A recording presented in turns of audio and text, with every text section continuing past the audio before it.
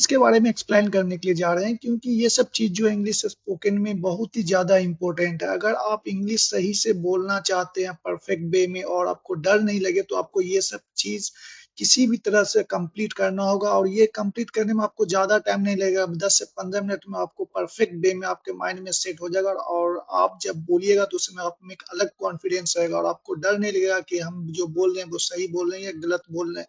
इसलिए ये सब चीज बहुत ही ज्यादा इंपॉर्टेंट है। बहुत से बच्चे को इंग्लिश का नॉलेज है, लेकिन वो बोलने से डरता है, क्योंकि उसको ये सब चीज पे अच्छे से परफेक्ट वे में कमांड नहीं रहता। वो सोचता है अगर हम बोलेंगे तो क्या बोलेंगे, अगर हम बोलते हैं तो गलत भी हो सकता है, सही भी हो सकता है, क्योंकि ये सब चीज उसे परफेक्ट वे में प्रैक्टिस नहीं होता। इसलिए हम ये सब चीज आप लोगों को पहले दे रहे हैं। अगर ये सब चीज अच्छे से परफेक्ट वे में कंप्लीट कर लेते हैं, तो आपको कहीं भी कभी भी कोई प्रॉब्लम नहीं होगा इंग्लिश सीखने के लिए। किसी कोचिंग में जाइए या यूट्यूब पर पढ़िए, आप परफेक्ट वे में इंग्लिश सीखिएगा। तो अब जा रहे हैं हम इसको बताने के लिए, ये सबको किस तरह से परफेक्ट वे में कंप्लीट करना है। सबसे पहले देख रहे हैं यू विल भी है, यू विल नॉट भी है, विल यू भी है, विल यू नॉट भी है।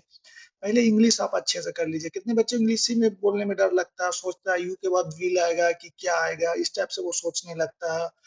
ये फिर सेकंड वाले में जैसे यू विल नॉट भी है, तो वो सोचने लगता है यू के बाद नॉट आएगा या विल आएगा, ये सब में टाइम लगा देता है, इसलिए उसे प्रॉब्लम होता है।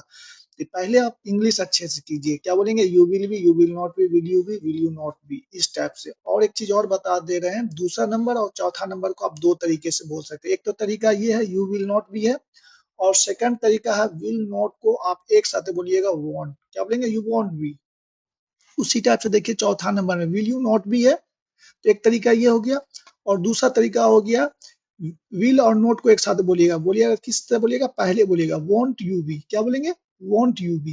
पहले इंग्लिश कर लीजिएगा अच्छे से, फिर उसके बाद जैसे आप इंग्लिश बोलिएगा वैसे आपका माइंड में हिंदी होना चाहिए। जैसे बोलेंगे यू विल बी, तुम रहोगे या बनोगे। क्या बोलेंगे, यू विल बी मतलब तुम रहोगे या बनोगे। फिर बोलेंगे यू विल नॉट बी, तुम नहीं रहोगे या तुम नहीं बनोगे। फिर बोलेंगे विल यू बी, क्या तुम रहोगे क्या तुम नहीं बनोगे। फिर फोर्थ नंबर देखिए, विल यू नॉट बी, क्या तुम नहीं रहोगे क्या तुम नहीं बनोगे। इस टाइप से करना, पहले इंग्लिश बोलना तुरंत आपको हिंदी बोलना। फिर उसके बाद क्या करना, नेक्स्ट हिंदी बोलना है, फिर उसके बाद उसका इंग्लिश करना। जैसे तुम रहोगे यू विल बी, तुम नहीं रहोगे will you will not be, क्या तुम रहोगे विल यू बी, क्या तुम नहीं रहोगे विल यू नॉट बी। इस टाइप से आप अच्छे से परफेक्ट वे में प्रैक्टिस कर लीजिए, जिससे आपको कभी भी प्रॉब्लम्स नहीं होगा। इंग्लिश से हिंदी, हिंदी से इंग्लिश, जितना फास्ट आप बोलिएगा, जितना फास्ट प्रैक्टिस कीजिएगा, आपके लिए उतने ही परफेक्ट होगा। तो आज के लिए इतने ही, फिर मिलते हैं नेक्स्ट क्लास में।